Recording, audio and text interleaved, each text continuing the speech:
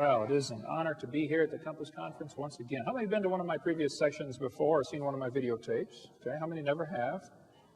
And how many do not understand the question so far? All right, well, good. Well, as he said, my name's Ken Hovind. I taught high school science for 15 years. Brother Bill, I don't understand this apologetics stuff, okay? I don't apologize at all. I believe the Bible is literally true and scientifically accurate, and I think the evolution theory that's being taught in our schools is one of the dumbest and most dangerous religions on planet Earth. Okay. So,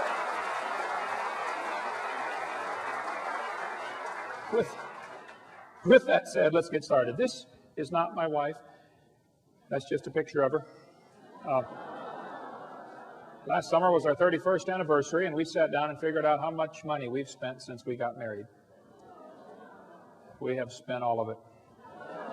And praise God, she's with me here out at the table this week. You get to see my wife. She doesn't get to travel much. She's real involved in music at our church, and so you stop in and see her. We live in Pensacola, Florida. Been there for 16 years, and we have 3 kids, one of each. And I got all my kids married off, and the dog died, so I made it. I'm home free. It's wonderful. And we got 3.5 grandkids. And for those who don't know, grandkids are God's reward for not killing your own kids when you thought about it. Hang in there. It'll be worth it all. Amen. All right. And all 3 of my kids and their spouses work in our ministry and all live right around us. God's given us an amazing staff. We got Creation Science Evangelism and Dinosaur Adventure Land. We have an awesome time down there. A museum, theme park, and science center based on creation instead of evolution. I wish there were thousands of those across the country. So at Bill's request, we're covering today more reasons why evolution is stupid. Now, let me define some terms and some positions. I believe the Bible teaches very clearly, and I believe the scientific evidence points very clearly to this earth being instantly created in 6 days about 6,000 years ago, and a great big flood about 4,400 years ago that completely destroyed the world and dropped everybody's property value to 0. And then Jesus came 2,000 years ago, and so that's the top timeline, and that's the position I take, and I believe that's true and defensible scientifically. The evolution theory says 20 billion years ago there was a big bang where nothing exploded and made everything. And then 4.6 billion years ago the earth cooled down and developed a hard rocky crust, and it rained on the rocks for millions of years and turned them into soup, and the soup came alive about 3 billion years ago. And that first life form found somebody to marry, that's a good trick of course, and something to eat, and slowly evolved into everything we see today. I think the evolution theory is not defensible scientifically. Let's define some more terms here. Stupid. Lacking normal intelligence. Foolish. Silly. A stupid idea.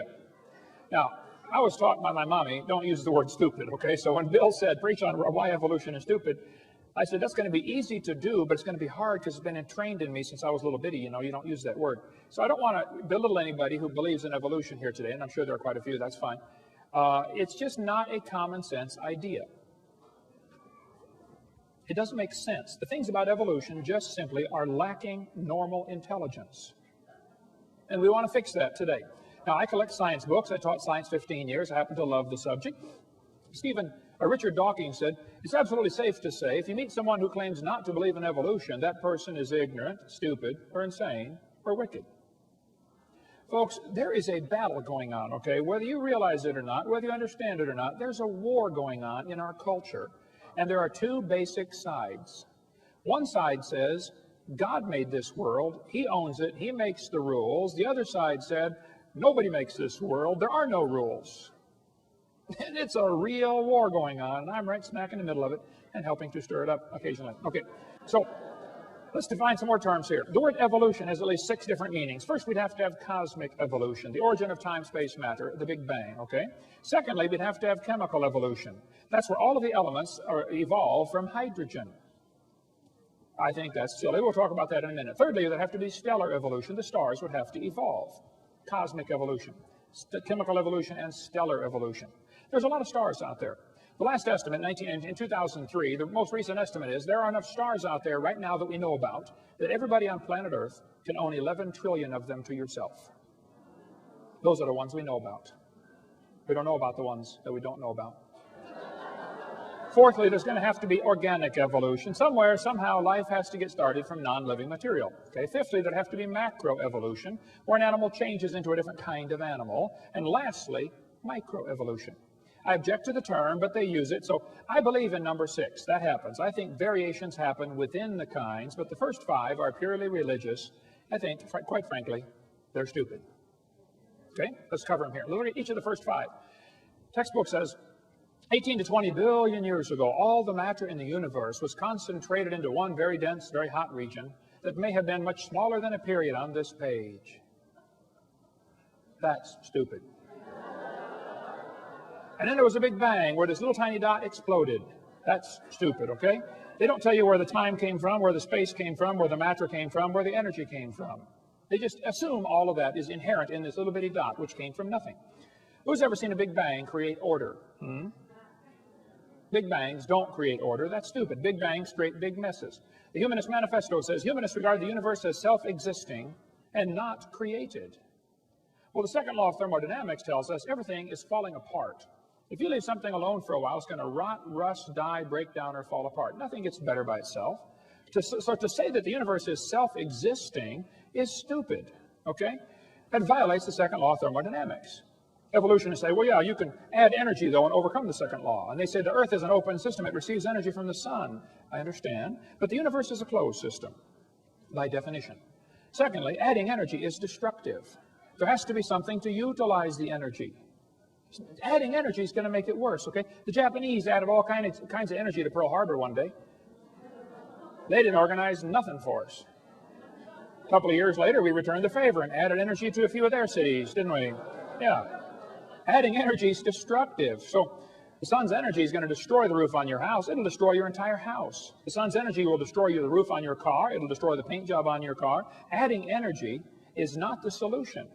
You have to have intelligently directed and harnessed energy. So to say that you can overcome the second law by adding energy is stupid.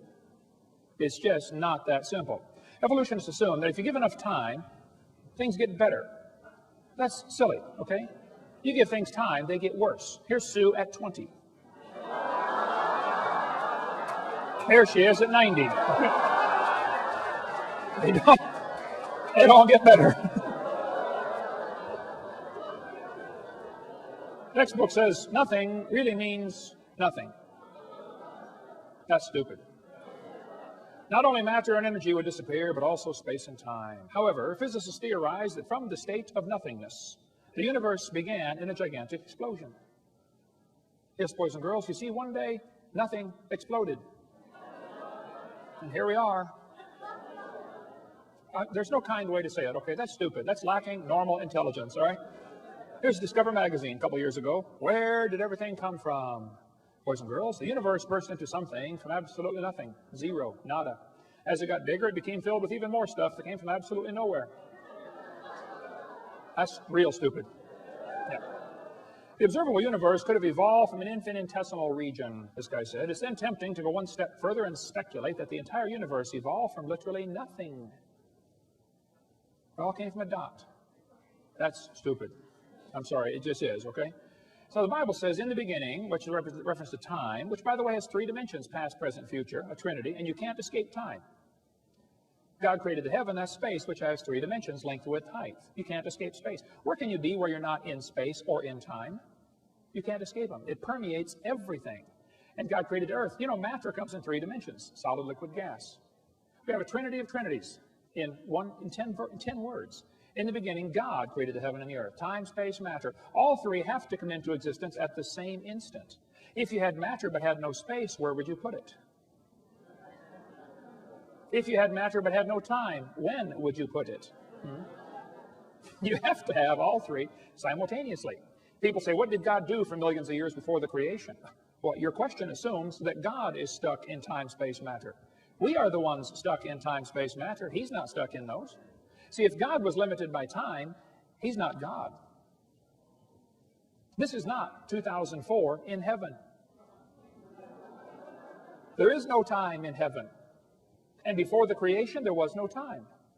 So once upon a time, there was a time when there was no time. Think about that one. Anyway. So when the textbook says nothing really means nothing, that's stupid, okay? It's just not common sense. None of these things can create themselves. Time, space, and matter cannot create themselves. They have to have an outside force, like an all-wise, all-powerful, almighty, infinite God. to create those things. Then the textbook says this little tiny dot was spinning. It spun faster and faster. Yes, boys and girls, and one day it exploded. Big bang. Well, if you take a merry-go-round, put some kids on there, get the merry-go-round going clockwise as fast as it'll go, the kids go through distinct phases. In phase one, they're screaming at the football players. Come on, let's go, faster, faster. You get up around, 30 miles an hour. They go to phase two, where they stop screaming. Then you get going faster, and you get around 60 miles an hour. They start screaming again, but now they're screaming, stop, stop, please, slow down. When you get up around 100 miles an hour, you enter phase four, where the kids begin to fly off the merry-go-round. Now, when the kid flies off, you notice something interesting. As the kid is flying off the merry-go-round, if the merry-go-round is going clockwise, the kid, even after he leaves, is spinning clockwise until he encounters resistance, like a tree or telephone pole. That's because of a law known as the conservation of angular momentum. A spinning object that breaks apart will send all the fragments off spinning in the same direction. And people say, well, what if they collide? They can't collide. The longer you wait, the further apart they get. It's like spokes on a wheel. They're getting farther apart. If a hand grenade explodes, can the fragments ever hit each other out in the field someplace? No, it doesn't happen, okay? Conservation of angular momentum says spinning objects break apart and the fragments fly the same direction, spin the same direction. So when they tell you that it all came from a spinning dot, it's silly. It violates common sense laws. 2 planets, Venus and Uranus, are spinning backwards. 8 of the 91 known moons are spinning backwards. 3 planets have moons going both directions at the same time. Some whole galaxies are spinning backwards. CNN, goofy galaxy spins wrong direction. The Big Bang Theory is stupid, okay? In the beginning, God created the heaven and the earth. So when they tell you it spun faster and faster and one day it exploded, that's simply stupid, okay? That's not the way it happened. So we have cosmic evolution, which I think is silly. Then we have, the textbook says, as the earth formed, the surface was hot and there were large pools of bubbling lava. Was the earth ever a hot molten mass like the textbook says? The Bible says the Spirit of God moved on the face of the waters. The Bible says God created it cold, not hot. See, everything about the evolution theory is backwards to the Bible. Don't try to compromise those two, okay? It's like trying to ride 2 horses going different directions, same time, okay? Robert Gentry's got a great book on the radio polonium halos. Gentry's a brilliant man. I think he's spoken at the conference, hasn't he? I've spoken with him at a couple conferences. I don't know if it was stealing the mind or not, but brilliant man, lives near Knoxville, Tennessee. He's done lots of study on the granites around the world. The granites all contain these radiopolonium halos, which have an extremely short half-life, proving they were never a hot molten mass. But these radiopolonium halos tell us absolutely positively the Earth was never a hot molten mass. And if you melt granite and let it cool back down, it doesn't form into granite again. Nobody knows for sure how granite was made. So when the textbook says the Earth was a hot molten mass, I'm sorry, that's stupid. It's not true. It's lacking normal intelligence. It didn't happen that way. Secondly, we'd have to have chemical evolution. All the elements forming from hydrogen, they think it all came from a big bang. Atoms of hydrogen in the proto-sun were fused together to form helium. Okay, I'll agree that can happen. But it's stupid to think that's going to form all the elements. They say, well, yeah, you can fuse and get, hydrogen fuses to helium. I agree. And you can't fuse past iron, though. It won't go past iron. How do you telling me you got uranium from hydrogen? I'd like to see that, please. It's lacking normal intelligence. It just doesn't happen. Chemically, it's not possible. Thirdly, there'd have to be what's called stellar evolution. The stars would have to evolve.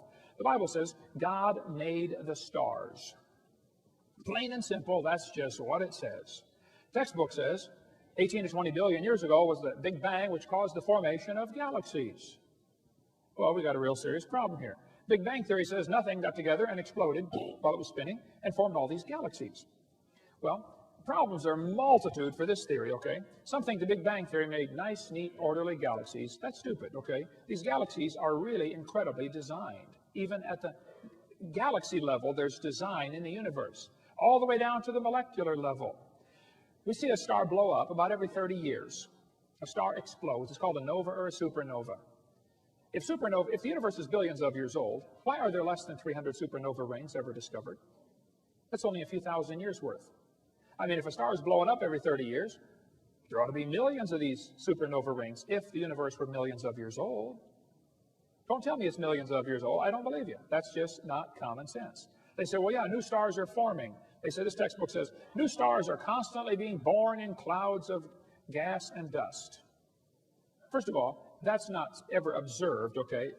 The silent embarrassment of modern astrophysics is we do not know how even a single one of these stars managed to form. You can't get dust and squeeze it together and make a star. There are common sense laws that overcome that, like Boyle's gas law. You try to squeeze the gas together, the pressure builds up and it drives it back apart.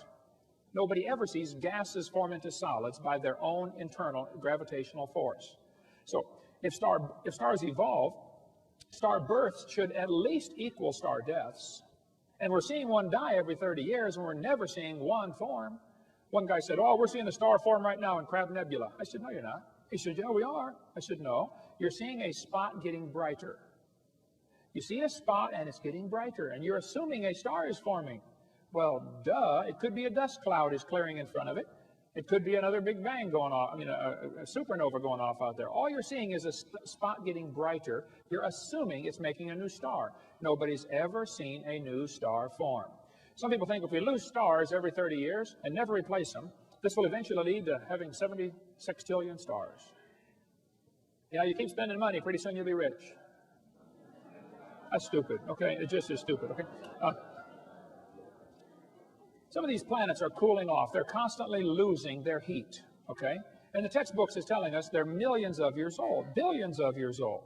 You can't just keep cooling off and cooling off. Pretty soon it's cooled off. I mean, if you walked into a room and found a cup of coffee sitting on the table and I said, don't touch the coffee, that's hot. And you said, well, whose is it? I said, I don't know, it's been sitting there for 400 years. That's stupid, okay? Jupiter has a moon called Ganymede, which has a very strong magnetic field. Scientists are kind of perplexed by this because the magnetic field indicates a hot molten core, and yet Ganymede should have cooled off billions of years ago. Why does Ganymede still have a hot molten core and a strong magnetic field? To say it's billions of years old is stupid. It's just lacking common intelligence. Saturn has rings around it, but the rings are constantly expanding. They're moving away from the planet. To say they're billions of years old is stupid. They can't be billions of years old. They would have been dissipated by now. They're not billions of years old. The moon is going farther away from the Earth every year. We're slowly losing the moon. Now, this is going to be complicated, so listen carefully. As the moon goes around the Earth, it's gradually getting farther away. It's spiraling out about 3 inches a year. So that means that it used to be closer. Well, if you bring the moon in closer, you start to create a problem, you see, because the moon causes the tides. Now, you folks here in Denver probably don't worry about the tides.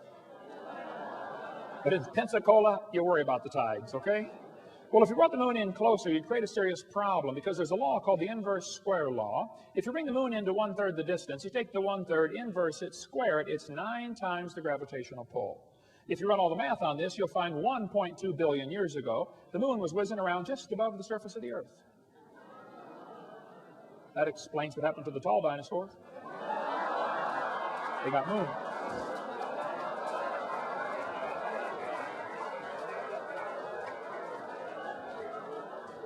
So, to teach us the moon is billions of years old while it's constantly moving away, and nobody knows of any factors that would reverse that situation, that's just stupid, okay? It can't be true.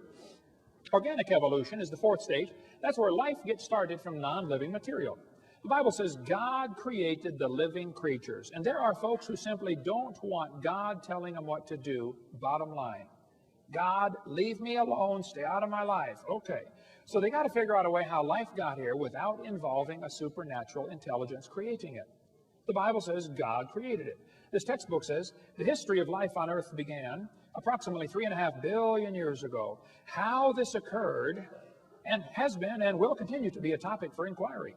Let me give you the Hovind translation. It's okay to inquire how life evolved. It is not okay to inquire whether it evolved. That's stupid. Is this education or indoctrination? Hey kids, we know life evolved, and you got to try to figure out how it happened. How about if we even question, did it evolve? Oh no, you can't question that. You cannot question that. We know it evolved, now just figure out how it happened. That's not education. That's indoctrination. Urian Miller in the 1950s wanted to know how the Earth and solar system had come to be. At the bottom it says, he never proved how life originated. He did add evidence to the theory that life could have started by itself. Life started by itself. That's stupid, okay? Life cannot start by itself. This textbook says, swirling in the waters of the oceans is a bubbling broth of complex chemicals. Progress from a complex chemical soup to a living organism is very slow. That's stupid. Can you believe they cut down a tree to print that book? Where's Al Gore when you need him? Yeah. Here we have 4 major magazines and news media, Scientific American, CNN, New Scientist. They're all saying life sprang from clay. Yes, a piece of clay created life. Well, that's stupid. I think God could take clay and create life, okay? But the clay can't create life from itself. Major difference here, okay? Textbook says, students are taught that life evolved from non-living materials, like this one. Many important events occurred during the Archean era, most important of which was the evolution of life. Progress from complex molecules to even the simplest living organism was a very long process. Yes, boys and girls, you see, long ago and far away. They hide it in antiquity. Well, if you just imagine, you go back far enough, it happened. Oh, yeah, it must have. This one says, between 4 and 3.8 billion years ago, living cells emerged. There's no record of the event. That's stupid, okay? The first self-replicating systems must have emerged in this organic soup. Yep, they all came from soup. Now that's stupid. I'm sorry, it just lacks common sense. Ernst Haeckel said he knew that spontaneous generation must be true, not because it had been proven in the laboratory, but because otherwise it would be necessary to believe in a creator. Ah, now we're getting to the truth. Well, I'm sorry, Ernst. That's a stupid way to look at life, okay? Have scientists really produced life in the laboratory? Well, they want you to think they have. What they did, they took a series of glass tubes and beakers and flasks and hooked them all together and made 4 gases go through there: methane, ammonia, water vapor, and hydrogen. Notice, there's no oxygen. They didn't want oxygen in there. They excluded oxygen. They said, well, maybe the early Earth had what's called a reducing atmosphere, no oxygen present. Well, and then they said, at the bottom of the flask, it collected stuff that was rich in amino acids. That's stupid. It was not rich in amino acids by a long shot. What they did, they took 4 gases, excluding oxygen.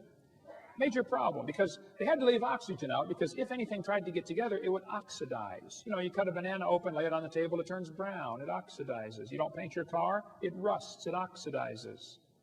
So they took oxygen out. The problem is, you gotta have oxygen. See, ozone is made from oxygen, and ozone blocks UV light. So if you take away the oxygen, now the UV light destroys your ammonia, and that's one of the other gases you're trying to use. So you cannot get life to evolve without oxygen. And you cannot get life to evolve with oxygen.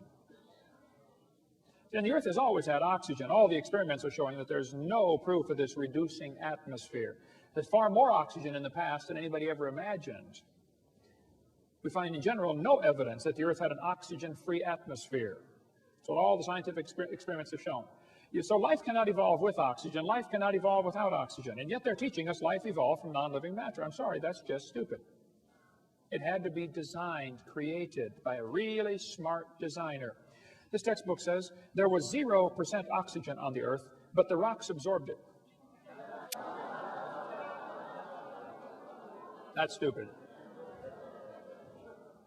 They filtered out the product in this experiment. Miller and Urey, in their experiments, had the stuff going through this series of tubes. And when it got to the bottom, they drained it off because they didn't want it to go through the electric spark chamber again, because the spark would tear it apart. They said it's like 100,000 times more likely to destroy it than it was to create it.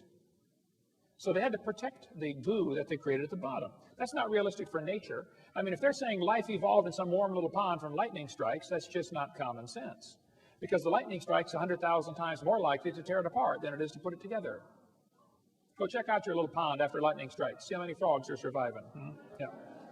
What he actually made was 85% tar, 13% carboxylic acid. Now, both of those are toxic to life. He made 2% amino acids, and only 2 of the amino acids were made. There are 20 different amino acids. It's like making 2 letters of the alphabet accidentally by dropping toothpicks and saying, wow, look at this. Nobody writes books. Here's how they're formed. Duh. These amino acids bond with tar and acid much more quickly than with each other. Amino acids are like letters of the alphabet. They're building blocks to make words, and you got to have words to make paragraphs and paragraphs to make books. What he actually made in the experiment was the equivalent of a couple of letters. 2 of the letters. And half of them were backwards. Now you really got a problem, because the smallest proteins have 70 to 100 of these amino acids in precise order, and they're all left-handed. What's the chances of dropping toothpicks out of an airplane and creating letters on the ground 70 letters in a row, all facing the right way, all spelled correctly, just to make one paragraph. The chances are zero. It's not going to happen. Now, if you believe it will, that's great. I admire your faith, but don't call it science. And don't make me pay to put that in the schools like it's part of science. Okay, you go start yourself a private school and teach that junk to anybody that wants to pay and come learn it. This is America, the land of the free and the home of the slave, so, or whatever. So, now DNA and RNA are all right-handed molecules, and hundreds of these have to combine in the right order, and they unbond in water much faster than they bond. And as far as I'm concerned, folks, the oceans are completely full of water. Brownian motion is going to drive them apart. It is not common sense to say scientists have made life in the laboratory. It's just stupid. They haven't even come close. I was in a debate one time, and this one student in the Q&A time said, Hovind, what are you going to say if scientists ever make life in the laboratory? What are you going to say then? I said, well, first of all, I would like to point out they're a long ways from it. They're nowhere close to creating life. They can't even get just a couple of these amino acids to combine. Can't even make a protein. He said, well, you're right. I said, now, to answer your question, I guess I'd have to say, if a bunch of intelligent scientists get together and create life in the laboratory, that would prove it takes intelligence to make life. Which is what I've been saying all along.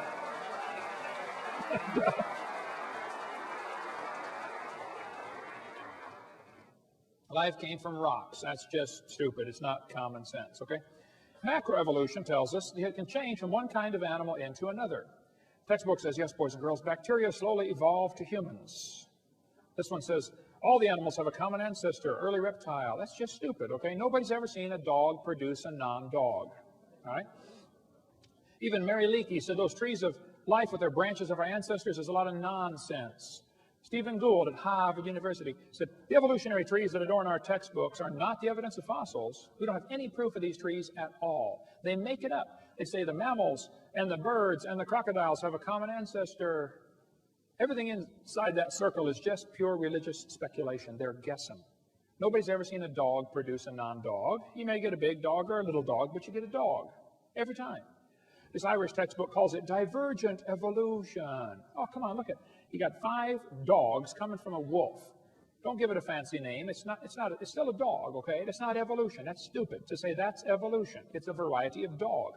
This Mexican textbook says the horse and the zebra have a common ancestor. I agree. And it looked like a horse. 4-wheel drive, genuine leather upholstery. I mean, all the standard equipment, okay? There's a lot of kinds of cows in the world, probably 15 different major varieties of cows, and they might have had a common ancestor. A cow. There's a magazine where you can order chickens. Okay, boys and girls, let's order some chickens. Do you want to get cinnamon queens, red rocks, white rocks, cherry eggers, brown leghorns, golden comets? But then the magazine says, jungle fowl are the original bird from which all varieties and strains of domesticated chickens are derived. Did you know all the chickens had a common ancestor? It was a chicken? Some say, well, that's evolution. No, I'm sorry, that's stupid, okay? It's a variety of chicken. All right. There are 8 kinds of bears in the world, and they might have had a common ancestor. A bear. So to take these observations we see, like dogs and wolves having a common ancestor, and saying that is conclusion that we all have a common ancestor, I'm sorry, that's just stupid. It lacks common intelligence, right? Textbook says the horse evolved from a 4-toed horse. What they don't tell you about this is the first one had 18 pairs of ribs. It's a meat-eating animal still alive today in East Africa and Turkey, okay? It's about smaller than a fox. It's not a horse. It's not even related, okay? The next one had 15 pairs of ribs. The next one has 19. They just picked these animals and arranged them in order, okay? The horse evolution series is stupid. It's never observed today. There's a huge variety of horses today. We've got big horses and little horses right now. And the horse evolution series was proven wrong in 1950. Even G.G. Simpson, who believed very strongly in evolution, says, look, folks, it's not true. It's wrong. Take this out of the textbooks. It never happened in nature. But they still keep this in the textbooks. And they know it hasn't held up to examination, but they don't have any replacement evidence. Othniel Marsh made up this entire horse evolution idea in 1874. He made it up. He picked animals from all over the world. Modern horses are found in layers with the so-called ancient horses. The ancient horse, Hyracotherum, is not even a horse. It's just like a hyrax, still alive today in Turkey and East Africa. The ribs, we can go all day about the difference between horses and the hyrax, okay? Tulsa Zoo finally took down their display because 2,000 people signed a petition saying, get this lie out of our zoo. They took it down for 6 months and then put it back up when nobody was watching. Peabody Museum still has the horse evolution on display. Now, it's only been proven wrong for 55 years. I know it takes a while to get displays up to date in your museum. But 55 years is long enough in my book, okay? Leaving that thing in the zoo is stupid. Or in a university, it's not true. I was in a debate one time, and this one professor, I was going through lies in the textbooks. I said, get that out of the textbooks. It's not true. He said, well, fine. He said, well, what are you going to replace all this stuff with? Now, that's stupid. I said, are you telling me we can't take a lie out of the textbooks unless we got a replacement? What you're trying to say is, folks, we want the kids to believe this theory. We've got to give them some evidence, and this is all we've got, and you're taking away our evidence. Now, you've got to find some more. Look, I didn't pick the dumb theory to begin with, okay? I don't believe it. Pick a new theory. That's the way science works. If you don't have any evidence for your theory, you get a new theory. The problem is, all the evidence for evolution has been proven wrong, but they don't want to take it out because there's no replacement. I'm not trying to get evolution out of the textbooks. I just want the lies out of the textbooks. Evolution will automatically go with it because there's nothing left to support it. The Bible says God formed the eye. Eyeballs are unbelievably complex. Charlie Darwin said to suppose that the eye could have been formed by natural selection, absurd. And then he goes for 4 chapters after that and says how he thinks it happened anyway. The back of your eyeball is 1 square inch, called the retina. It contains 137 million light-sensitive cells, all wired to the brain. Now, my daddy started me off when I was about 7, building a ham radio. I've done a lot of electrical wiring in my life, built 9 houses. I've done all kinds of electrical wiring. My dad was an electrical engineer at Caterpillar Tractor Company. I cannot imagine hooking up 137 million connections in 1 square inch. My Heavenly Father did it. He's pretty smart. I debated a guy named Ed Buckner, who's an atheist in Buffalo, New York. He said the human eye is an example of poor design. I said, why would you say that, Ed? He said, well, the eye is wired backwards. I said, what do you mean? He said, well, the blood vessels are in front of the retina. I said, yes, I know that. I taught biology and anatomy. He said, well, the octopus has a much better eye because their blood vessels are behind the retina. I said, well, Ed, let me explain something to you. We live in the air. Okay? Air is a very poor insulator for UV light. Okay? So your eyeball has the blood vessels in front of the retina because that's your body's last defense against ultraviolet light. Now, octopus live in the water. Okay? Now, water blocks UV light. See, we have eyes designed for living in air, and they have eyes designed for living in water. Now, if you want to swap eyes with an octopus, you just enjoy yourself, but that's stupid, okay? You're going to be blind in a few weeks, right? What they're trying to say is, well, God wouldn't do it this way, so it must have evolved. That's a silly argument for evolution. They're trying to say poor design is proof of evolution. Porsche made a car one year. It was just a poor design. You could not get the spark plugs out without taking the motor mounts loose and lifting the motor up. That's a poor design. So does that prove nobody designed the Porsche? No. And they look at the human body today and think we are poor design. I say, first of all, fellas, you need to stop and consider something. What you're looking at right here is a copy off of a copy, off of a copy, off of a copy, off of a copy, off of a copy, off of a copy, off of a copy, off of a copy of Adam. The same gene code's been copied so many times. It's amazing we can stand here and talk about it, okay? You're not looking at the original by a long shot, okay? This one is a poor example of the original. Getting worse, too, by the way. Much poor. It's stupid to say that poor design is evidence for evolution. The eyeball is so complex, you can walk into a room and look around the room, and in 1 second, your eye picks up enough information to keep the Cray computer busy for 100 years analyzing everything you picked up. Fastest computer in the world. This textbook says the complex structure of the human eye may be the product of millions of years of evolution. That's stupid. The eyeball had to be designed. This textbook shows the kids a reptile eye and a bird eye. And it says, boys and girls, right here, you must picture or imagine how evolution happened. Yeah, we can line up these eyes. Can't you just imagine how one changed to the other? No, The first debate I ever did. They called me up, University of West Florida. I'd just been in Pensacola for 6 months, and I've been writing letters to the editor about the evolution in the newspaper there. Boy, I stirred up a hornet's nest. I do that everywhere I go. Huh? Anyway, the university called me up and said, hey, would you like to come debate one of our professors?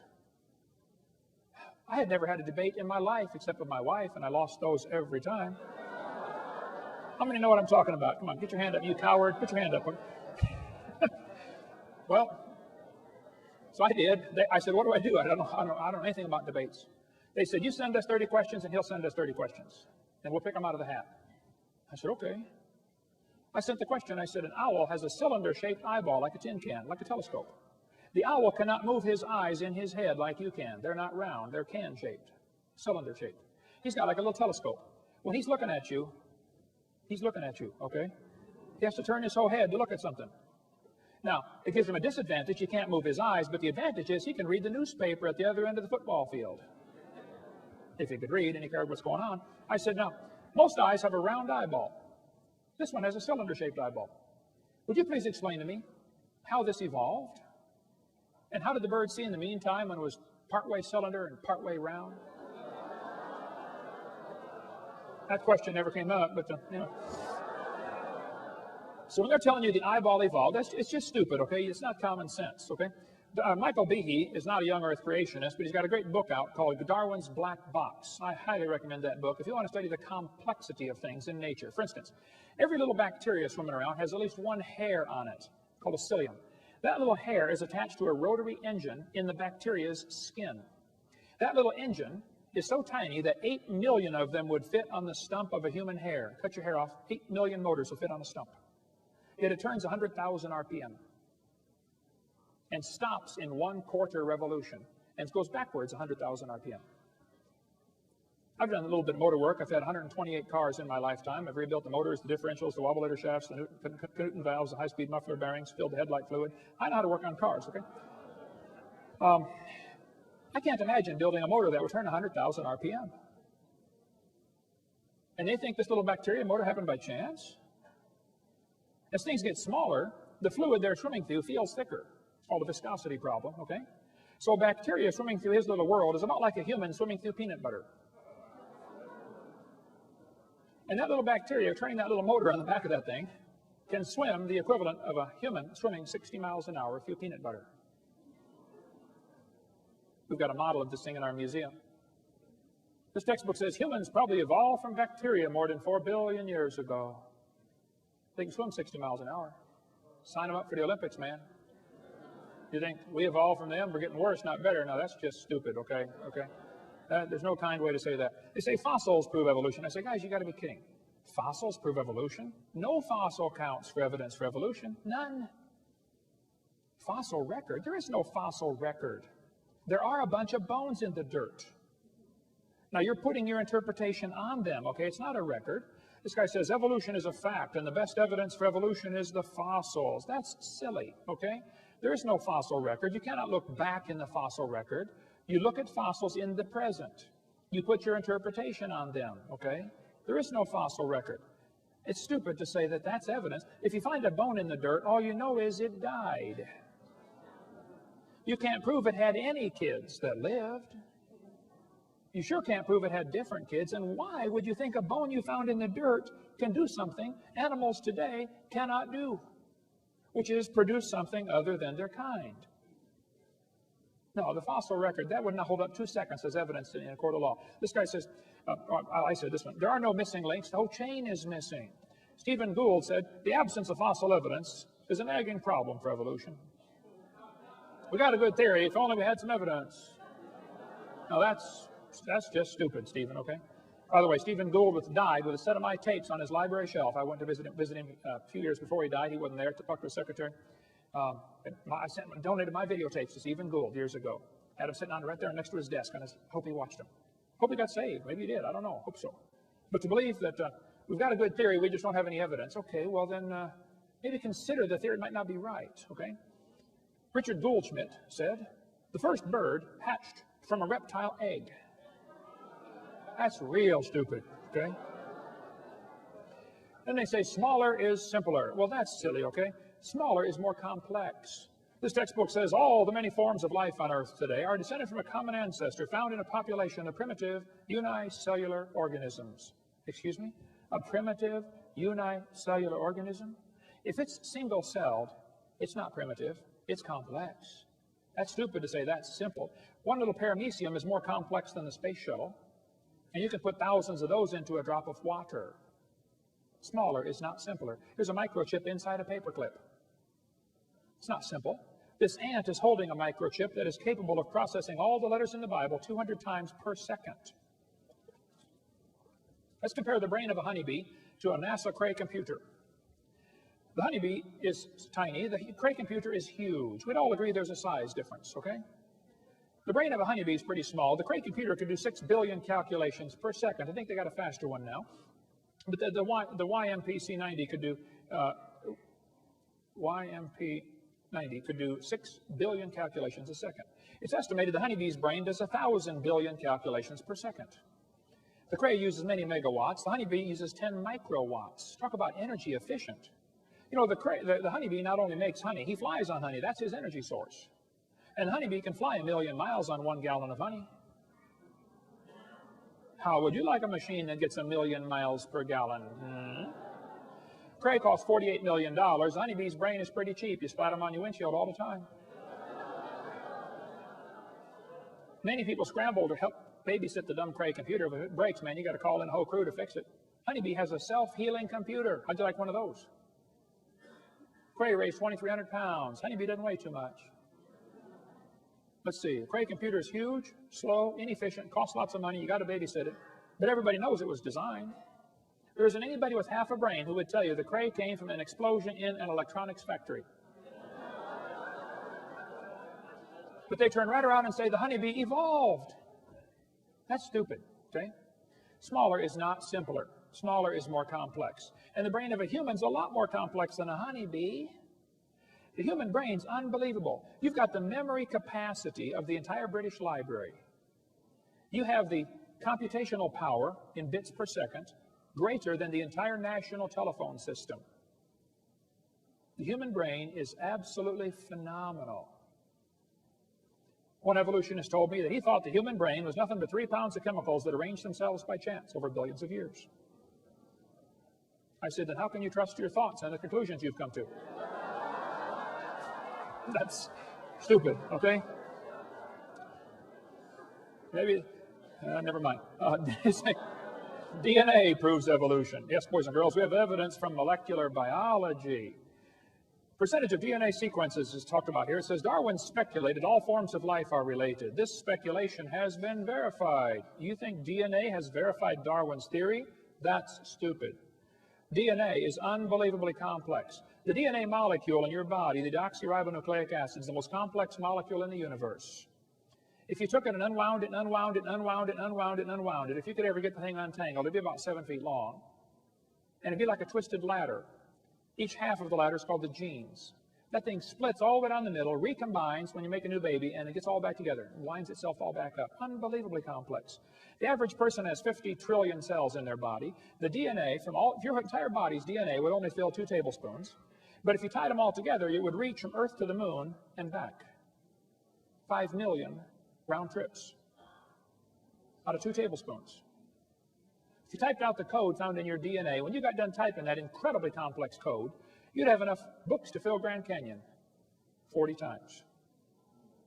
You think that happened by chance?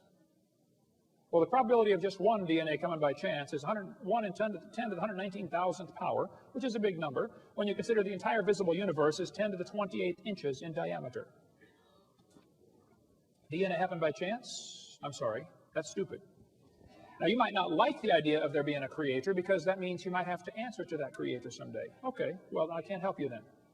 I did a debate at Embry-Riddle University a couple months ago, 3 against 1, 3 professors against me. That was a slaughter. Those poor guys, I felt so sorry for them.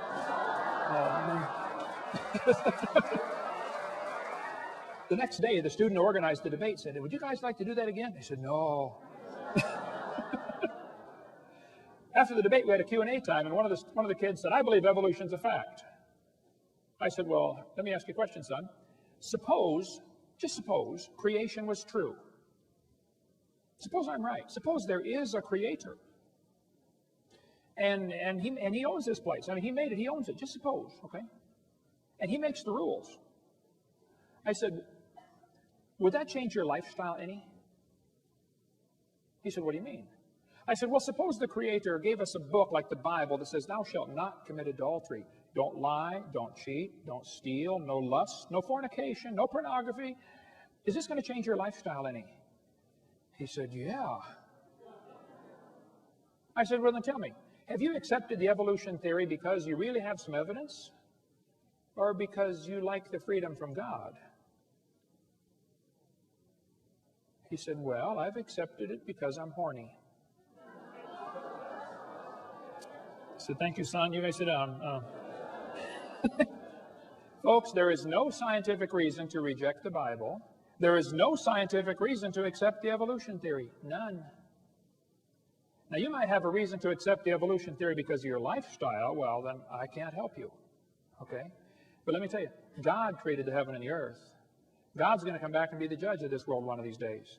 And if you haven't trusted Jesus Christ, His Son, to forgive you of your sins, you're in serious trouble. You're going to stand before God in trouble. You say, well, I'm a pretty good person. Oh, yeah? You ever lied? How many have ever told a lie? Put your hand up. You're doing another one. Okay. Bible says, 10 Commandments, thou shalt not steal. How many ever stole something? Come on, you already told me you're a liar. Put your hand up, okay? Well, that's just 2. We already know we're all a bunch of lying thieves, okay? You think, people say, well, God's going to judge my good works against my bad. Who on earth told you that? Go to the judge and say, Judge, I only murdered 1 person. Look at all the people I didn't murder. Surely my good works outweigh my bad. You better think that one through. And God will say, okay, I won't send you to hell for your good works. I'll send you there for the bad ones. How about it? What if you die today? We're going to cover in the next session a bunch more reasons why evolution is stupid, and it is. But I think Satan is using this theory to blind people, to give them a placebo. Oh, I've got an answer to life. I know how we got here, and God didn't do it. It's absolutely a stupid idea. And Satan's laughing at you for believing in it. And I got probably, as Bill said, he wanted 100 more reasons why evolution is stupid. I started going through that thinking, I don't think I can trim it down to 100. There are thousands of reasons why it's stupid. It just lacks normal intelligence. You know, it's common sense to look at something, when you find something designed, if I find a cell phone in the dirt, it's logical to say, somebody must have designed this. I don't have to see the designer. It's just logical, there must have been a designer, period. Okay? When you're walking through the woods and you find a painting hanging on the tree, it's just logical to say, you know, somebody painted it. Even if you can't have any evidence of who did it. The painting is proof of the painter. The creation is proof of the creator. And if you're here today and you're not saved, the Bible says you're going to hell. You say, I don't believe in hell. You can go to hell without believing in it. That won't affect God at all. If you're not saved, that's why we do this. Our ministry is called Creation Science Evangelism. We stand without apology. The Bible is true. And we want to use the evidence for science and creation to evangelize. If you're here and you're not saved, I want to talk to you. I'm not going to call you stupid to your face. Evolution is a stupid idea. Now, if you believe it, wise up, okay? Quit believing that stuff. We'll be glad to show you how to get saved after the meeting. Thank you so much. It's an honor to be back here again, teaching on more reasons why evolution is stupid. We probably could do a series, Bill, of 20 hours on this topic. But we only got 1 more hour, so we'll get done as quick as we can here. Why evolution is stupid. We left off in the last session talking about DNA, deoxyribonucleic acid, the most complex molecule in the universe. To say that formed by chance is just plain stupid. But let's suppose it did. Chromosomes are the most complex molecule there is, and penicillin only have 2 of these chromosomes, these DNA strands. So they must have evolved first, and then slowly over millions of years, they got some more chromosomes and turned into a fruit fly. They have 8. Very slowly over millions of years, they developed more chromosomes and became a tomato, or possibly a housefly. They're twins. It's very tough to tell the difference between these 2. And then slowly evolved into a pea, and then over millions of years, it became a bee. Now there you can see the similarity. Pea, bee, very similar. Okay. And slowly, over millions of years, we had triplets. Either the possum, the redwood tree, or the kidney bean came first. I'm not sure. Tough to tell them apart, folks. They all have 22 chromosomes, you know. Let's see, possum, tree, kidney bean. Let's see, possum, Skinny bean, evolution. Oh. And then slowly, over millions of years, we evolved enough chromosomes to be a human. Here we are with 46. If we can just get 2 more, we're going to be a tobacco plant. I know some already smell like it. Sometimes I'll get on the elevator and I'll say, man, you're evolving. You're way ahead of me. And maybe someday we'll have enough to be a carp. And it probably won't happen in my lifetime, but maybe start 8, 34, 95, 72, we'll have enough chromosomes to be a fern. Why don't they talk about the chromosome number as as evidence for evolution? They tell the kids 20 kinds of amino acids, that's true, make up all the proteins. It says, explain how this fact supports the idea that all life shares a common ancestor. Well, that's like saying all the books in the library have the same 26 basic letters. That's a good point. You see, boys and girls, that proves they all evolved from Morse code. No, teacher, somebody wrote those books, okay? That's just stupid to say that the fact that we all have 20 amino acids is proof we're related. See, the reason God designed it where we all have the same basic amino acids that make up the proteins is so that the brown cow can eat the green grass and give the white milk, and I can drink it and get the blonde hair. See, if we didn't have all the same basic building blocks, we could only eat each other. Think about it. Well, let's talk about evolution. I believe the hamster evolved first. They only live about 2 years. And then slowly, this is based on longevity now, slowly evolved into a cat and then a canary. They're very similar. You can see the lifespan. And then a dog and a chimpanzee. This is the real order of evolution. The humans are near the top. Turtles actually live slightly longer than humans, so they're probably the most evolved species on Earth. Or maybe we should arrange animals in order based upon their top speed. The peregrine falcon is the most evolved animal in the world. Below that's the cheetah, then the antelope, the coyote, the ostrich, all the way down to the garden snail, 0.03 miles an hour in high gear. Or maybe we should arrange the animals in order of how they evolve based upon their gestation period, how long they're pregnant. Elephants are the most evolved. They're pregnant 21 months. Hamsters only half of a month, 15 days. Maybe we should arrange the animals in order based upon their body weight. The blue whale is the most evolved. The shrew at 1/4 ounce, the least evolved animal. I mean, they just make up these charts to say how we evolved. They say the humans and the orangutans are 96% similar in their DNA. And that proves a common ancestor 15 million years ago. Well, now hold on a minute. Barney Maddox was the leading genome researcher on the DNA project. He said, folks, the difference between the human and his nearest relative, the chimpanzee, is at least 1.6%. He said that doesn't sound like much, but calculated out, that's a gap of 48 million nucleotides, and a change of only 3 nucleotides is fatal to an animal. There is no possibility of change. They used to think we were 98.4% similar. They've now discovered it's actually 5% difference. So there are hundreds of millions of differences between humans and chimpanzees. His nearest relative, the chimpanzee, that's stupid, okay? Now, some of my ancestors swung by their necks, no question, but none of them swung by their tails, okay? Now, arranging animals in some kind of fictitious order doesn't prove anything. All they're doing is doing this on paper. Even if they find them in order, it wouldn't prove anything. I mean, if I get buried on top of a hamster, does that prove he's my grandpa? Even order of burial wouldn't prove anything. But I've been doing research on the evolution of the fork. I've put together fragmentary evidence for a long time. I believe over millions of years, probably the spoons evolved. It's quite obvious. You can see the difference there. And I believe the knife evolved to the spoon and then slowly became a 4-tine fork. And if you break one off, it's a threek. And if you break another one off, it's a toque and then a wonk. Okay? But I felt like I knew I had it right, but I felt like I had a missing link. I found it one day flying through Connecticut on U.S. Air, the missing link. So the evolution of silverware is becoming very complete. Yeah. A lot of mutants didn't survive. When people found out I was researching the fork and evolution, they sent me all kinds of frauds. I mean, people were trying to get famous, okay? They were hoping for fame and fortune. This was an obvious fork head on a spoon handle, but I'm a nice trained scientific eye, caught it right away. That was a fraud. Of course, a lot of variations of races appeared along the way. Look, you can turn a cat to a cop to a dot to a dog, changing one letter at a time. You can play around with this for a while and turn yourself into a fool if you're not careful. Yeah. Now they tell the kids dinosaurs turned to birds. The Bible says the birds were made on the 5th day, Reptiles made on the 6th day. You know, everything about the evolution theory is backwards to the Bible. Every single thing is backwards. The Bible says man brought death into the world. Evolution says death brought man into the world. The Bible says God created man. Evolution says man created God. It could not be more opposite. This guy says, scientists, dinosaurs are alive as birds, scientist says. Oh, wow, scientist says. Well, that's proof of something, isn't it? That's stupid, okay? Dinosaurs are not alive as birds, okay? The textbook says birds are the descendants of dinosaurs. Yeah, all you got to do is put a few feathers on him and give him a shove, man. It's not that hard. Man. They say Archaeopteryx is proof of evolution.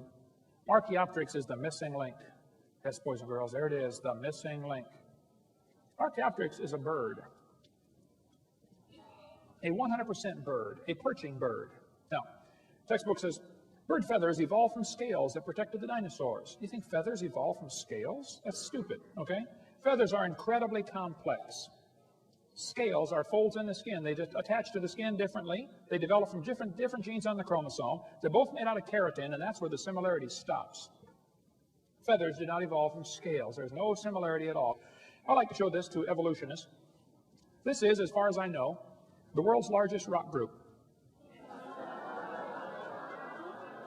And I'll say now, guys, do you think there's any chance that George Washington's face could have appeared on the rock, you know, just by chance? Do you think the wind could have done that with abrasion or exfoliation or thermal expansion of the rock or erosion? I mean, what caused his face to appear on the rock? They'll say, well, that was designed by a guy named Borglum, and he built it. I say, right. Now I'll say, guys, do you think that George Washington himself, the real person, happened by chance? I say, oh, yeah. I say, wait a minute. You don't think his face could appear on a rock by chance, but you do think his entire complex anatomy, with 50 trillion cells and probably 20 redundant interlocking systems, happened by chance. Are you dumb in any other area? Had to be designed, man. You tell the kids in the textbooks, plants adapted to their environment. Yes, gills are an adaptation to living in water. Oh, why don't they use the word designed? And by the way, how did the fish live before they adapted the gills? Oh, well, you see, for millions of years, they all died. None of them lived. Oh. That's stupid, okay? Gills are not an adaptation to living in water. They're designed for living in water. But they don't want to use the word design because then some kid's going to say, who's the designer? They don't want to deal with that question. They somehow think all you got to do is get the molecules together and add energy and you can make life. Oh, let's try that. Let's put a frog in a blender and turn it on. In a matter of seconds, you will have frognog. You will have all of the molecules required to make a frog in one place. Right? Now you can put it on puree, you can nuke it, microwave it, zap it, hook jumper cables to it. I don't care what you do to it. How long? You can add all the energy you want. How long will it take to reassemble the frog? It's not going to happen, okay? Putting molecules together and adding energy does not create life. That's stupid, okay? It has to be designed. They say homology proves evolution. I don't think so. Yes, boys and girls, one of the evidence is homologous structures. They'll say, you've got 2 bones in your wrist, the radius and the ulna. Yeah, look at this. The dolphin has 2 bones in his flipper. Wow. It says right here in the textbook, these homologous structures provide evidence that these animals evolved from a common ancestor. They do this in all the textbooks all over the country, all over the world, actually. Yes, boys and girls, this is comparative anatomy. Comparative anatomy provides further evidence of evolution. The commonalities suggest that these and other vertebrate animals are all related. They probably evolved from a common ancestor. That's stupid. They probably have a common designer. You know, the same guy designed them all. Not a common ancestor. Then they say we've got evidence from development. Yes, boys and girls, the human embryo, as it grows in the mother, has gill slits, they say. Darwin considered this the best evidence in favor of his theory, made up by a guy named Ernst Haeckel, who called it the biogenetic law. Their phrase back then was ontogeny recapitulates phylogeny. In other words, the baby developing in the mother goes through the stages of evolution: fish, amphibian, reptile, mammal, farm, F-A-R-M. Well, the idea that Sigmund Freud relied on was the idea that ontogeny recapitulates phylogeny. What? This textbook says, the presence of fish-like structures in embryos of different species shows these animals evolved from fish and share the basic pattern of fish development.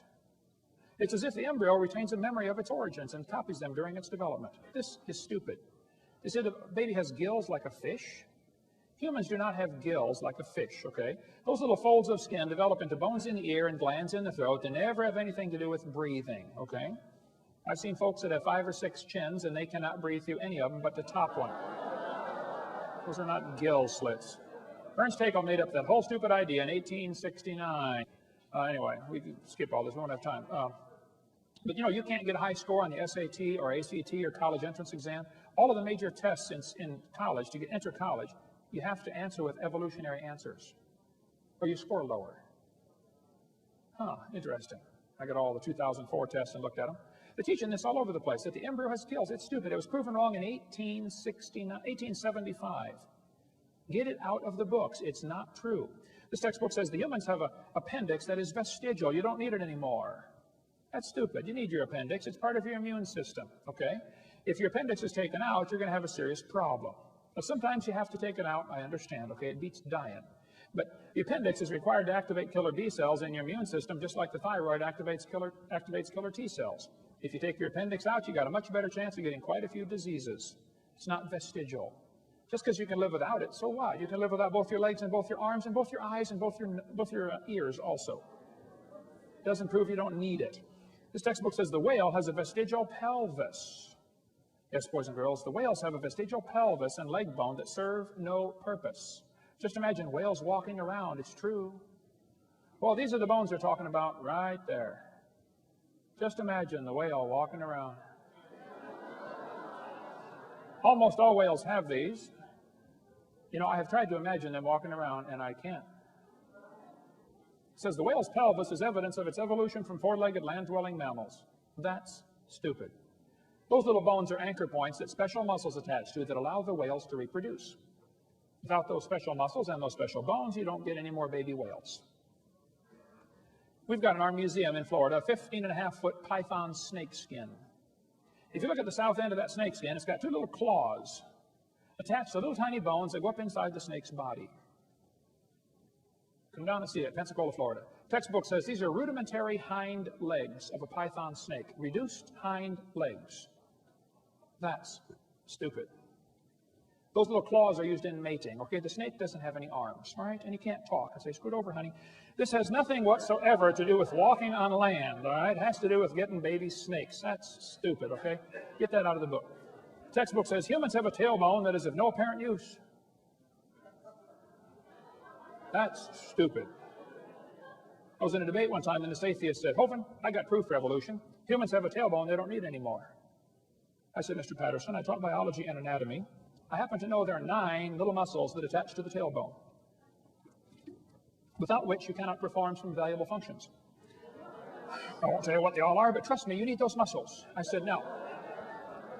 I said, Mr. Patterson, if you believe the tailbone is vestigial, I, Kent Hovind, will pay to have yours removed. Bend over.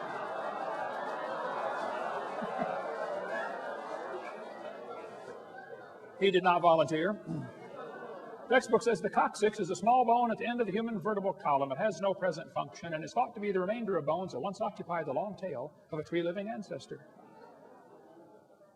This is what your kids are being taught in school, folks. Look, I hate to say this, but the problem in the textbooks is not fixable in the short term. Get your kids out. The ship is going down. Get them out.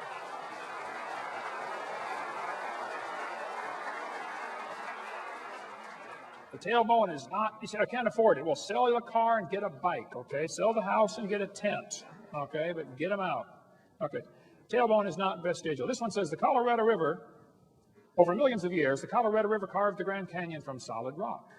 Colorado River cut through layer upon layer of rock over millions of years. Well, these two, you guys know what snow lines are here in Denver. The red lines indicate the snow line. There's a ridge in between those lines. The river enters on the far right and flows downhill 270 miles and comes out the other side through the Grand Canyon. If you do a schematic view, it looks like this. The river is 2,800-foot elevation when it enters the canyon. The ground goes up as high as nearly 8,000 feet, 8,500 feet above sea level. A couple things to consider about this. The top of the canyon is higher than the bottom.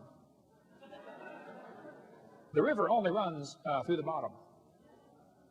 The top is higher than where the river enters the canyon by 4,000 feet. Rivers don't flow uphill. There is no delta. Nobody knows where the mud is that washed out of there. That river did not make that canyon. Grand Canyon's a washed out spillway from a couple of big lakes. So when the textbook says the Colorado River carved it over millions of years, that's stupid. Unless they got a river that flows uphill, doesn't work. Textbook says, boys and girls, the layers of rock are different ages. This one's 70 million years old. They say the layers of rock are different ages. Now hold on a minute. All over the world, petrified trees are found standing up connecting these rock layers. If you get petrified trees standing up connecting a bunch of rock layers, I don't think it's logical to say the layers are different ages. How long does a dead tree stand up around here in Denver before it falls over? 4 or 5 years? No, these layers are not different ages. It's just not possible. That's stupid. Okay, the layers all formed during the flood in the days of Noah. All over the world are bent rock layers. It's pretty hard to bend rock like that. They say the layers are different ages, and yet they're all bent with no fracture marks in the layers. I mean, if one layer was deposited on top of another one, the bottom was going to be hard eventually before the other one. And here we are seeing these twisted bent rock layers all over the place, and they're trying to tell us the layers are different ages. Well, maybe by a few weeks or months or minutes during a flood. But to say the layers are different ages when there are no internal fracture marks is just plain stupid. They're not different layers. They all formed in the flood in the days of Noah. They got bent while they were soft. This guy says the rocks date the fossils, but the fossils date the rocks more accurately. That's stupid. They teach us that the fossils are sorted by how they evolve. Clams are found at the bottom because clams evolved first, and birds are found at the top because birds evolved last. Well, moving water sorts things automatically by all sorts of factors, okay? Actually, maybe fossils are sorted based upon their habitat. It could be the clams are found at the bottom because they're already at the bottom when the flood starts. That's where they live. Maybe they're sorted based upon intelligence. As far as anybody can figure out, clams aren't too bright. Maybe they're sorted based upon mobility. Did you know clams can't run very fast? Maybe they're sorted based upon body density. Maybe it's a combination of all those. Don't tell me they're sorted by evolutionary process. That's stupid. They look at erosion marks like Bryce Canyon and say, oh yeah, it took millions of years. See all that erosion?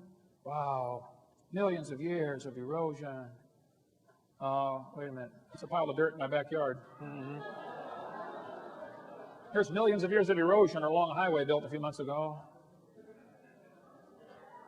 Ancient seabed. Look at all the, buttes sticking up there and pillars and columns. Oh, millions and millions of years of erosion. All you got to do is fly out west and look out the window of the airplane once in a while, and you'll see huge erosion marks all over the place. The very simplest things could not evolve. It's an excellent, very simple book, so cute. We sell it in our ministry, called Exploding the Big Bang, Could a Box Evolve? Could just a cardboard box evolve? And there's a whole chapter explaining how cardboard boxes are made. Is it possible that a cardboard box could evolve? How about an ink pen? How about a paper clip? Just takes some simple objects and shows how dumb it is to think that a human body could evolve. But the textbook says all the many forms of life on Earth today are descended from a common ancestor, found in a population of primitive unicellular organisms. We all evolved from a bacteria? That's stupid. The blue whale grows to 49 tons in 1 year. That's a growth rate of 330 billion times from what it started. If humans did that, you'd weigh a lot. Blue whales slowly tried to evolve this ability over millions of years. None of them survived, of course. They all died. Blue whale evolved from a bacteria. That's stupid, okay? The seahorse, the only fish that swims in the upright position, and the male hatches the eggs. Interesting. What did this evolve from? Who's its ancestor? This evolved from a bacteria? That's stupid, I think. Sperm whale can dive 10,000 feet, stay there for 2 hours underwater. The pressure at 10,000 feet is 620,000 pounds per square foot. As the sperm whale slowly tried to evolve this ability over millions of years, none of them survived. They all died. The sperm whale evolved from a bacteria? I'm sorry, folks, that's just stupid, okay? The platypus, what did it evolve from? Has hair, lays eggs, senses electrical signals in its prey's muscles. When the crawdads are trying to crawl away from this thing, the muscles contract. This thing can sense the muscle contraction in the crawdad. Bats, with their echolocation, can sense a moth and go pick it out of the air, but the moth can hear the echolocation and drop. How did the moth evolve that? How did the bat evolve the echolocation? The platypus evolved from bacteria? It's just stupid, okay? Bottlenose whale can dive 3,000 feet down in 2 minutes. Try that. Watch what happens to your eardrums. A human attempting this would have multiple medical problems and die almost instantly. This evolved from bacteria? I'm sorry, that's stupid. Rhinoceros beetle can carry 850 times its own weight. That's like me carrying 17,000 pounds. What did this evolve from? Who's its ancestor? Do you think it evolved from bacteria? I'm sorry, I think that's stupid. You can believe that if you want, but don't call it science, okay? The giraffe has a 2-foot heart that pumps blood up 10 feet. Then when it bends down to get a drink, it's got a special blood cushion to absorb the shock of all this pressure being pushed down to its brain. The giraffe is getting a drink. He hears a lion roar. He throws his head up in the air 17 feet and runs off. Go from 0 to 17 feet in about a quarter second, and you try to run off and see what happens. You take about 3 steps and fall over. Did it evolve from a bacteria? I don't think so. The woodpecker has a tongue that was in the back of his head, goes all the way around, anchors in his left nostril. No other bird has a tongue anything close to the woodpecker's tongue. What did it evolve from? Who's its ancestor? It has shock absorbers around its brain to absorb the shock. The woodpecker can peck the tree, back its head out, open its eyes, focus on the tree, close its eyes, and peck again.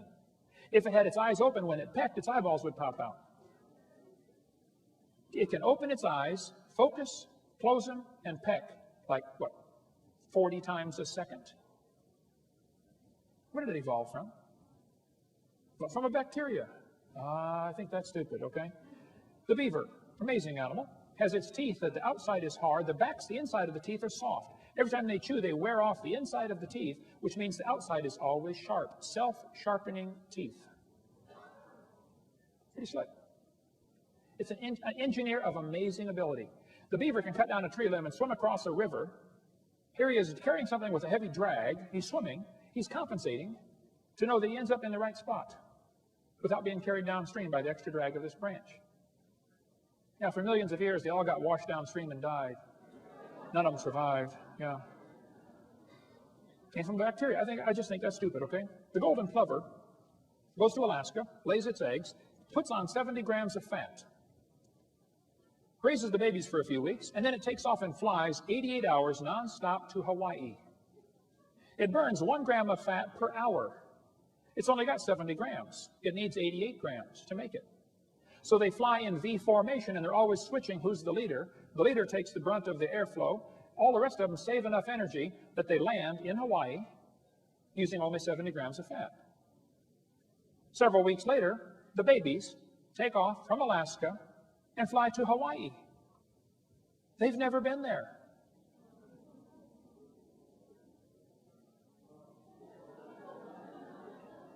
What did it evolve from? How did it make it? Evolved from a bacteria. I think that's stupid. Okay, I think it was designed. Dragonfly is the most amazing insect on the planet, I think. They have the best eyes of any insect.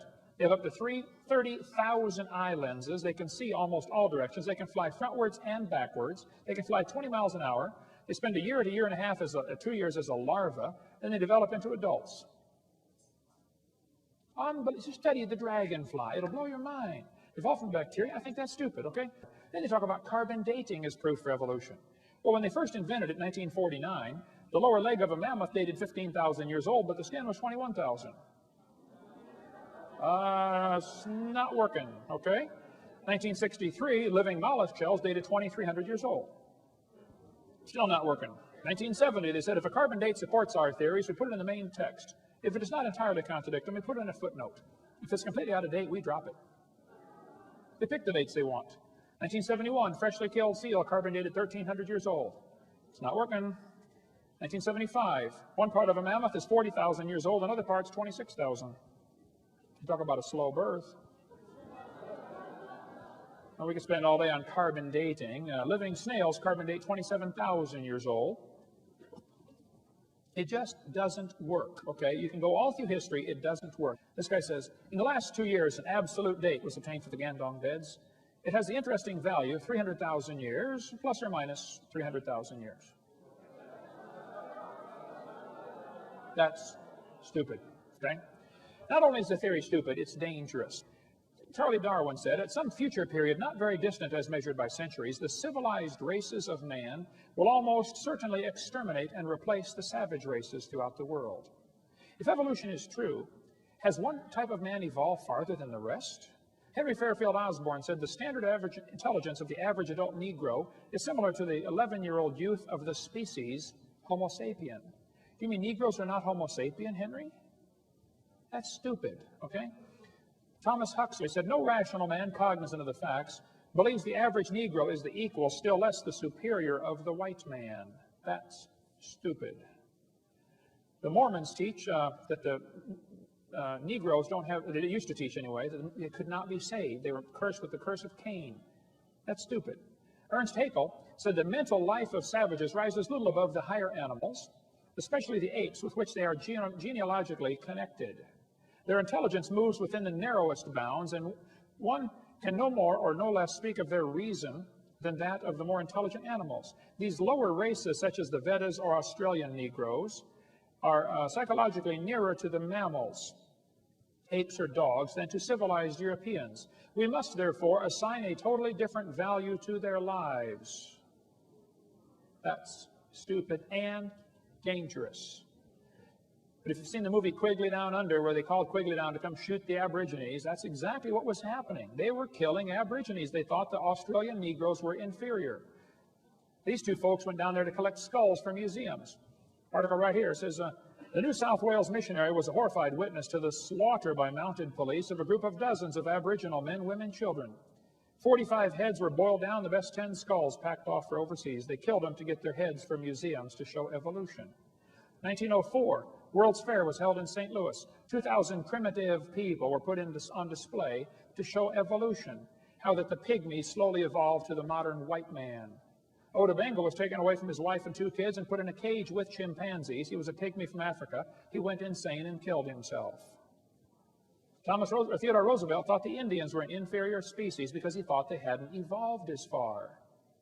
You won't understand what happened to the Indians until you realize what happened with the evolution theory teaching this stuff, that some of the races are more important than others.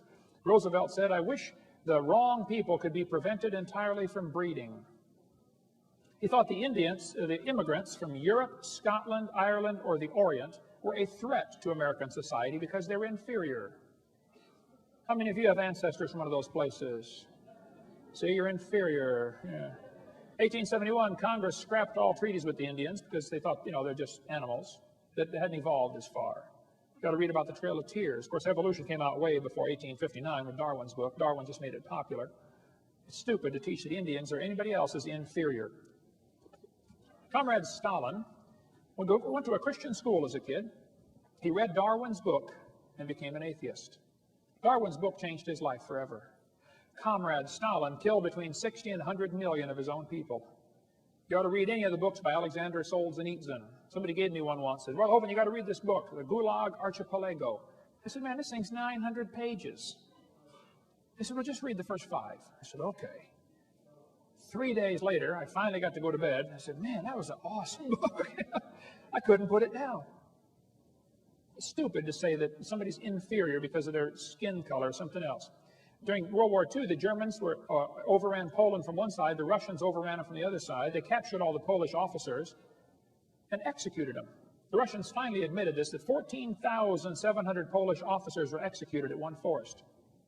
They put hoods over their head and shot them in the back of the head because they thought they were Poles, they were inferior. That's stupid and dangerous. Pol Pot, the leader of Cambodia, the Khmer Rouge, killed a third of his entire population because he thought he was trying to speed up the process of evolution. That's stupid. Read about the killing fields or Khmer Rouge, what happened over there.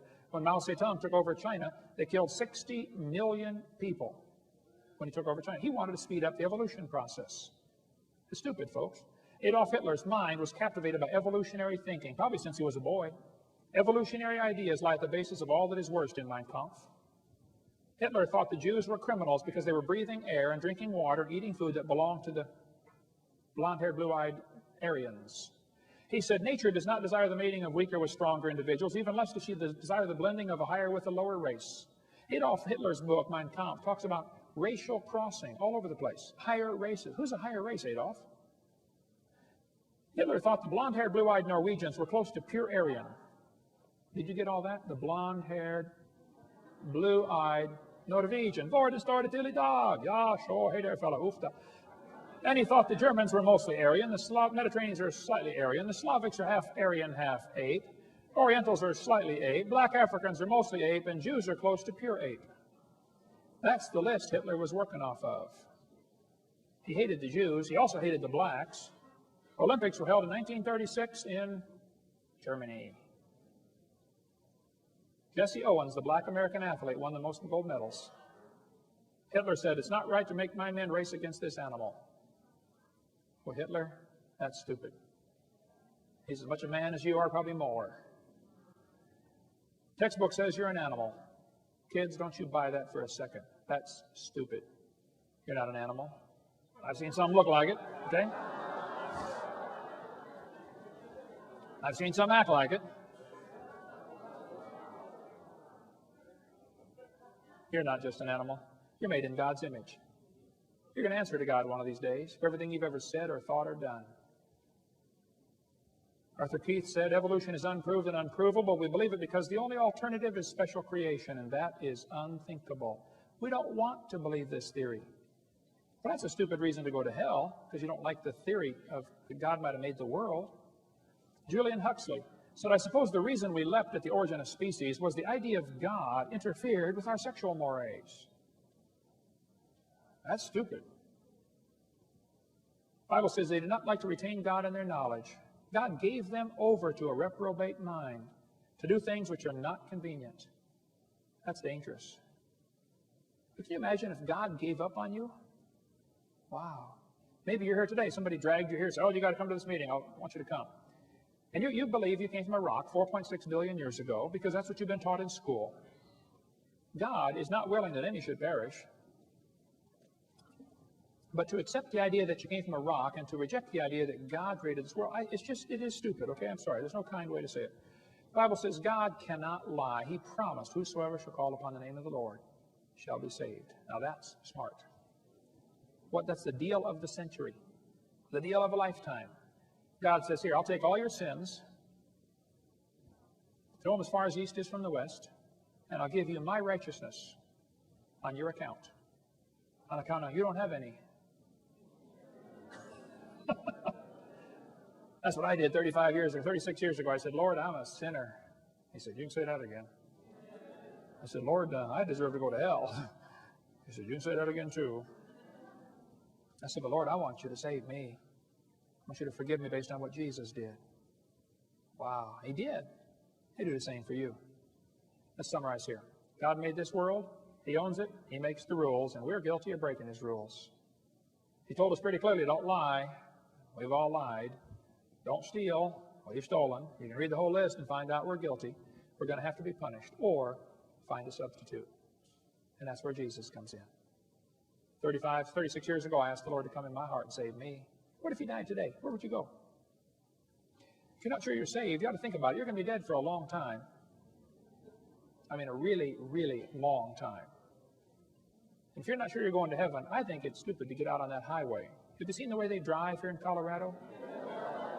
Man, you have got some rednecks moved out west here, folks. I'm telling you what.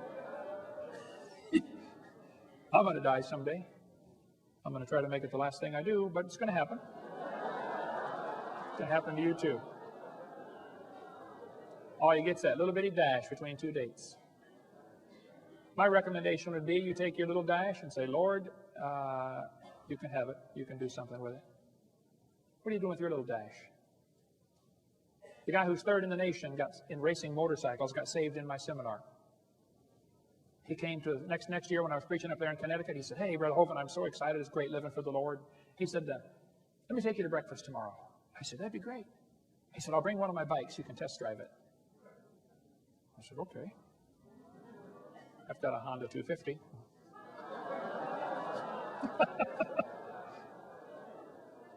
He brought his Honda 900 that had been blueprinted and stroked and bored and balanced, and I'm not sure what all they did to it. But it was not your normal Honda 900. He said, try it out, Brother Hovind. I said, okay. I took it off in first gear. Oh, just about broke my neck.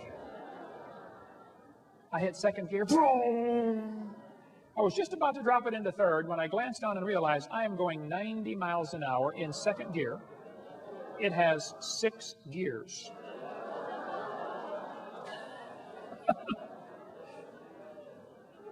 I brought it back. I was shaking like a leaf. I said, how fast does it go? He said, I don't know.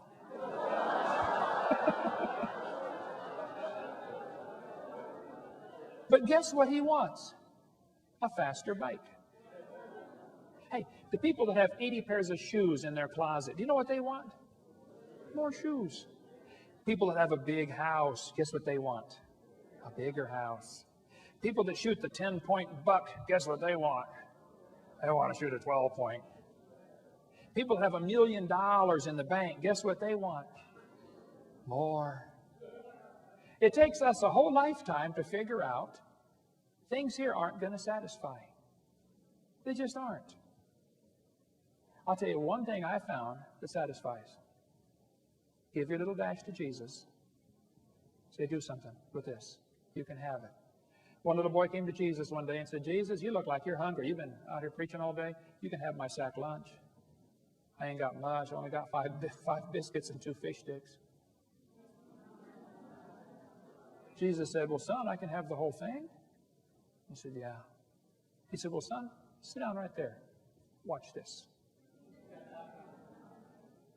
Jesus fed 5,000 men, plus women, plus children out of that one little boy's lunch, including that little boy. That's pretty cool. He could have kept his lunch and fed himself. But he decided to give it away. And he still fed himself. And 20,000 more people. Plus brought home 12 baskets full of fragments. You just can't beat a deal like that. Now, you can save your little life and use it for yourself if you want. That's your prerogative. I don't care what you do. You can work hard, make a bunch of money, and die rich. Okay. You're going to die either way. Or you can give your little dash to Jesus. Say, Lord, would you do something with this? Some of you need to start a ministry. I'll tell you what, Denver needs a creation museum.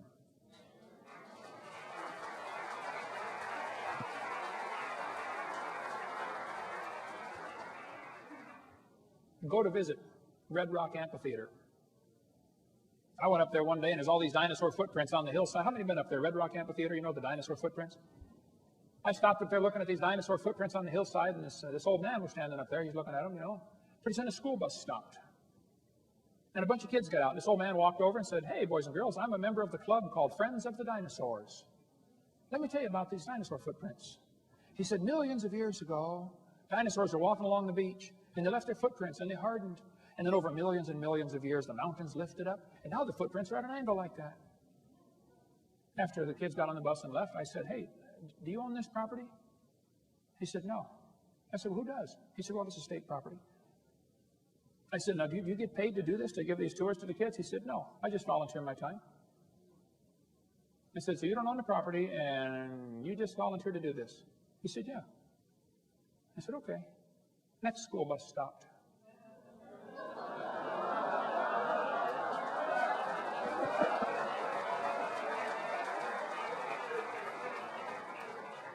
I was a little younger and could run a little faster. I got there first. Hey, boys and girls, let me tell you about these footprints. About 4,400 years ago, there was a flood. The whole world was in panic. Noah had all the critters safe on the ark, but the rest of the world, it was disaster. And some dinosaurs were running, trying to get away from the flood. And these footprints got covered up with mud and preserved. And then during the last part of the flood, the Bible says in Psalm 104, the mountains arose, the valleys sank down, the water rushed off. And these mountains formed about 4,400 years ago in the flood. That guy was so angry. I thought he was going to have a heart attack. I know CPR, but I thought, you know.